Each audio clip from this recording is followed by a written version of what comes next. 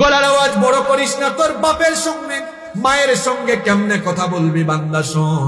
আল্লাহ বলে দিলেন ওয়াকুল লাহুমা কওলান কারীমা, সম্মানজনক ভাষায়, ভদ্র ভাষায়, মার্জিত ভাষায় বিনয়ী হয়ে বাপের সঙ্গে মায়ের সঙ্গে কথা বলো আদেশ দিয়েছেন কে? খবরদার খবরদার খবরদার, বাপ আর মায়ের সঙ্গে গলার আওয়াজ বড় করা যাবে না। বাবা একটা কিছু বলে ফেলেছেন, ধমক দেওয়া যাবে না, ধমক দিলেই জাহান্নাম। মাকে ধমক দিয়েন না, ধমক দিয়েছেন তো জাহান্নামে চলে গিয়েছেন।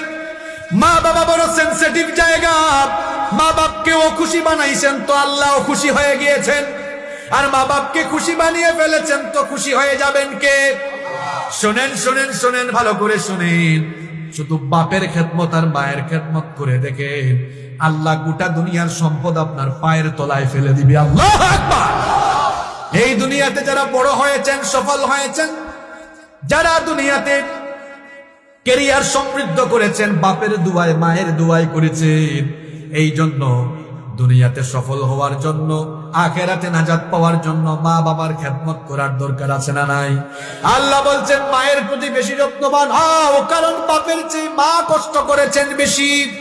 এজন্য ইসলাম বাপের চাইতে মায়ের হক বাড়িয়ে দিয়েছে 3 গুণ বেশি। জুড়ে বলেন কয় গুণ বেশি? আরো জুড়ে কয় গুণ?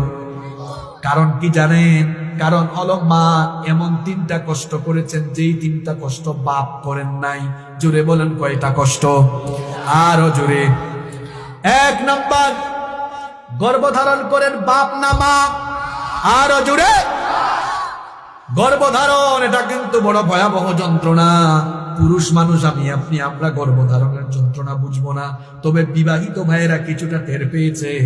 আপনার বউ প্রেগনেন্ট হওয়ার পরে যখন খাটে আপনার পাশে ঘুমায়, প্রেগনেন্ট হওয়ার পরে বাচ্চা পেটে আসার পরে মাঝে মাঝে গভীর রাতে নিজের স্ত্রীর উহ আহ ব্যথার শব্দ শোনা, নিজের স্ত্রীর কষ্টগুলো দেখেন যখন, তখন কি ছোটবেলার কথা, তখন কি আপনার মায়ের কথা মনে হয় না? আপনিও তো আপনার মার পেটে ছিলেন, আপনার মাও রাতে না ঘুমিয়ে উহ আহ শব্দ করেছে, ঠিক কিনা? এইরকম আপনার মা কি কষ্ট করেছেন শুনেন। গোটা দুনিয়ার সম্পদ যদি অর্জন করে মায়ের পায়ের তলে ফেলে দেয়, মা যে জন্ম দিতে গিয়ে একটা উহ শব্দ করেছে, উহ শব্দ পর্যন্ত, এই শব্দের ঋণও আপনি শোধ করতে পারবেন? এত কষ্ট মা সহ্য করেছেন। বাপের চাইতে মায়ের হক আল্লাহ 3 গুণ বাড়িয়ে দিয়েছেন। কারণ 1